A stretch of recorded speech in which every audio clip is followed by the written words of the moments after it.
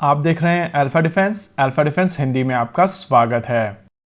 आज के इस वीडियो में हम लोग बात करेंगे यूक्रेन में रशिया द्वारा यूज की गई हाइपरसोनिक मिसाइल किंजल के बारे में।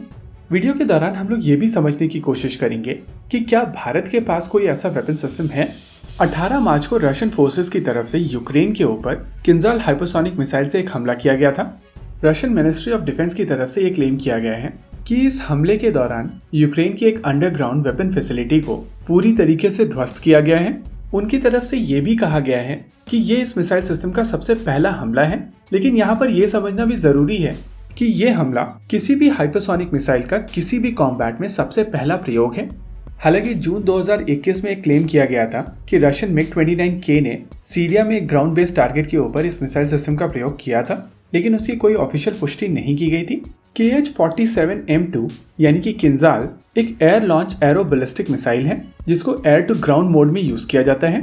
माना जाता है कि इस मिसाइल सिस्टम की रेंज लगभग 2000 किलोमीटर तक की है, लेकिन कुछ रशियन सोर्सेज के हिसाब से इस मिसाइल सिस्टम की रेंज बढ़कर 3000 किलोमीटर तक की हो जाती है जब इसको Tu-22 बॉम्बर से लॉन्च किया जाता है।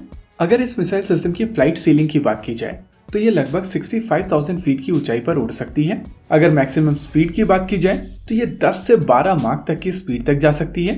ये मिसाइल सिस्टम लगभग 500 किलोग्राम का वॉरहेड कैरी करती है और सबसे इम्पोर्टेंट इसकी एक्यूरेसी काफी शानदार है।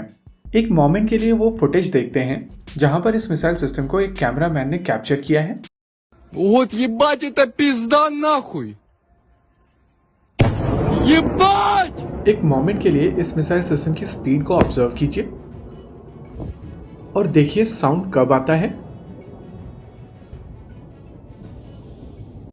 Вот ебать это пизда нахуй! Ебать!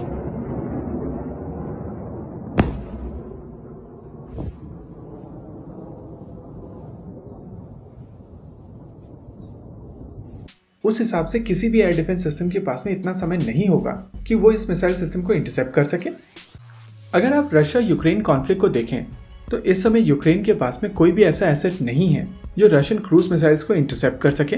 ऐसे में किंजल का प्रयोग एक क्वेश्चन खड़ा करता है कि रशिया ने इस मिसाइल सिस्टम का प्रयोग क्यों किया, जबकि उनके पास कम कीमत वाली इस्कैंडर बैलिस्टिक मिसाइल का ऑप्शन था।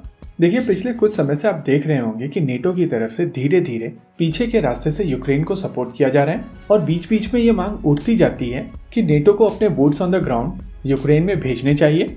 रशिया की तरफ से किंजल का प्रयोग करके नेटो को एक मैसेज दिया गया है कि अगर नेटो ऐसा कुछ करने की कोशिश करता है तो पूरा यूरोप रशिया की रेंज में है और नेटो के जितने भी एयर डिफेंस कंपोनेंट्स हैं, चाहे वो थार्ड हो, पेट्रियट हो या फिर एजिस सिस्टम हो, वो केवल वही चीज कर पाएंगे जो पाकिस्तान क्लेम करता रहा ब्रह्मोस वाले इंसिडेंट्स में, यानी कि केवल ट्रैक कर पाएंगे।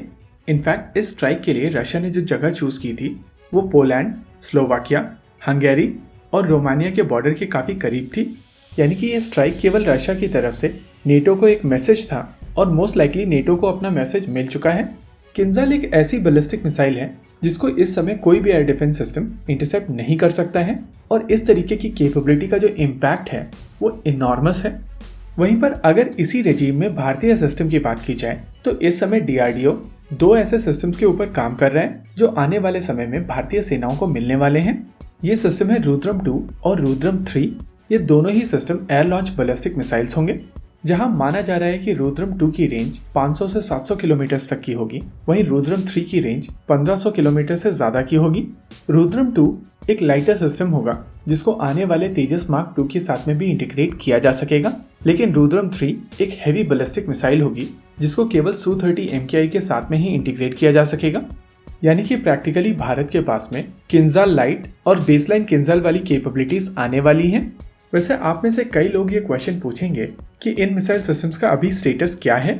अगर बात की जाए रुद्रम 2 की तो ये मिसाइल सिस्टम बनकर पूरी तरीके से तैयार है और रिसेंटली इस मिसाइल सिस्टम के लिए वॉरहेड भी एक्वायर कर लिया गया था, यानी कि इस मिसाइल सिस्टम का टेस्ट कभी भी हो सकता है।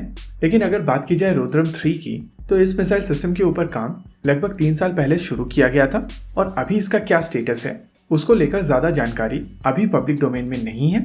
लेकिन एटलीस्ट इतना क्लियर है कि इस मिसाइल सिस्टम के ऊपर भी काम काफी ज्यादा एडवांस स्टेजेस में है, यानी कि प्रैक्टिकली आने वाले समय में भारत के पास में भी ये कैपेबिलिटी होगी। और केवल यही नहीं, आने वाले समय में भारत के पास में एंटी बैलिस्टिक मिसाइल कैपेबिलिटी भी होने वाली है। बैलिस्टिक मिसाइल शील्ड प्रोग्राम के फेज 2 में हाइपरसोनिक मिसाइल सिस्टम्स को इंटरसेप्ट करने की कोशिश की जा रही है। DRDO का ये एफर्ट भी काफी ज्यादा एडवांस स्टेजेस में है और इनफैक्ट कुछ इंडिकेशंस आ रहे थे कि पिछले एरिया वार्निंग्स में से कुछ area warning ballistic missile shield program के फेज 2 के लिए भी हो सकती थी।